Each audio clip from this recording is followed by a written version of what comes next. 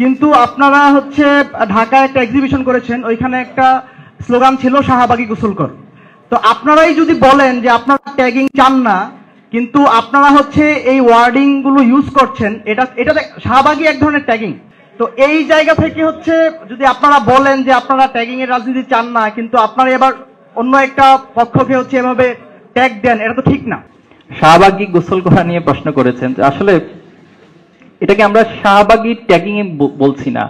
আপনি যদি খুব ভালো করে খেয়াল করেন যে শাহবাগটা আসলে কোন প্রেক্ষাপটে তৈরি হয়েছিল, যে শাহবাগের মূল তত্ত্বটা কি ছিল, থিওরিটা কি ছিল। তারা বলছে যে আমি কোনো বিচার চাই না, আমি ফাঁসি চাই। এর চেয়ে বড় ফ্যাসিবাদী আচরণ কি আর হতে পারে? এবং সেই শাহবাগ তার এজেন্ডা বাস্তবায়নের মধ্য দিয়ে আজকে আমাদেরকে 24-এর এই প্রেক্ষাপটে এসে শত শত হাজার হাজার মায়ের বুক খালি করতে হয়েছে।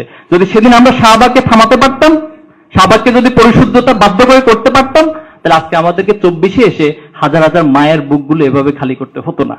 তো আমরা শাহবাগকে মূলত একটা এখানে সিম্বলিক অর্থে মিন করছি। এটা কোনো ধরনের ট্যাগিং কোনো ব্যক্তির সাথে জড়িত না, বরং এটা ফ্যাসিবাদের সাথে জড়িত। আর গোসল কর দ্বারা আমরা যেটা মিন করছি সেটা হচ্ছে যে আসলে পরিশুদ্ধতা। এখানে গোসল করা মানে হচ্ছে তাকে পানিতে ডুবাইতে হবে অথবা পানিতে গোসল করতে হবে, সেটা তা না। মূলত ফ্যাসিবাদকে একটা সিম্বলিক অর্থে পরিশুদ্ধ হয়ে বাংলাদেশে থাকতে হবে, বাংলাদেশে রাজনীতি করতে হবে, বাংলাদেশের নাগরিক হিসেবে ভূমিকা রাখতে হবে। আমার মূলত এটিকে মিন করেছে। জি, 5 ওয়াক্ত প্রশ্ন তো মনে হয় সব আমার প্রতি। না না, প্রশ্ন অনেক আছে আপনাদের। শাকিল উদ্দিন ভাই থেকে ওনার প্রশ্নের উত্তরগুলো নিতে চাচ্ছি।